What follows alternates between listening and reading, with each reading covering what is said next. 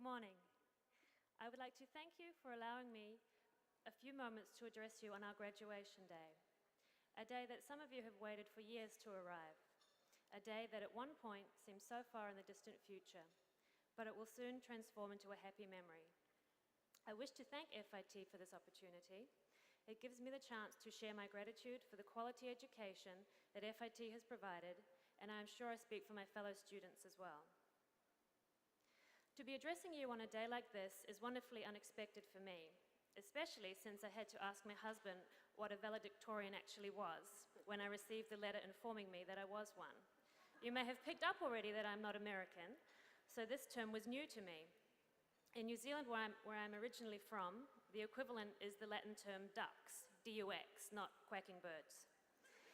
Being the valedictorian was also confirmation for me that my brain still actually worked, because as you may also have noticed, I'm a little older than the typical FIT student.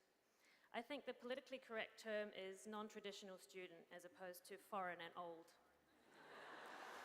I have the honor to represent the graduates sitting in their seats today, imagining their plans for tonight, tomorrow, and the rest of their lives. It is exciting to be moving on to something new.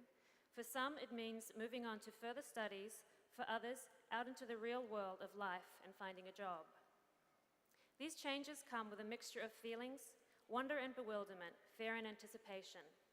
Nevertheless, it takes courage to face these feelings and move toward new things. These feelings are very familiar to me. I have lived in a number of different countries throughout my life, including New Zealand, Australia, Denmark, and the United States. And each move brought with it many changes and opportunities to grow.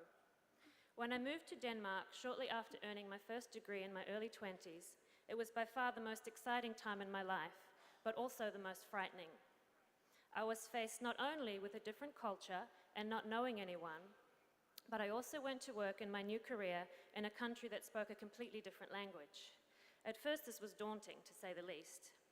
It took courage to do, but I did. And I look back now at that time as one of the most valuable experiences of my life. Being immersed in a country foreign to me in both language and culture forced me to be more outgoing, and it opened my mind to new ideas and ways of thinking that shaped who I am today.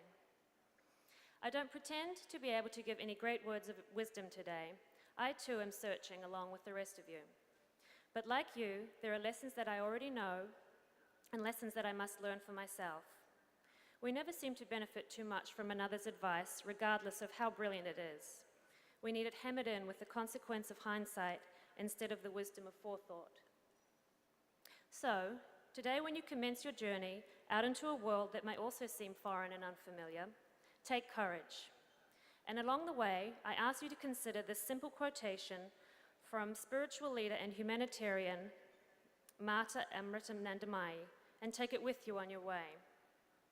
May all beings everywhere be happy and free, and may the thoughts, words, and actions of my own life contribute in some way to that happiness and to that freedom for all. Peace, and congratulations to the graduating class of 2011.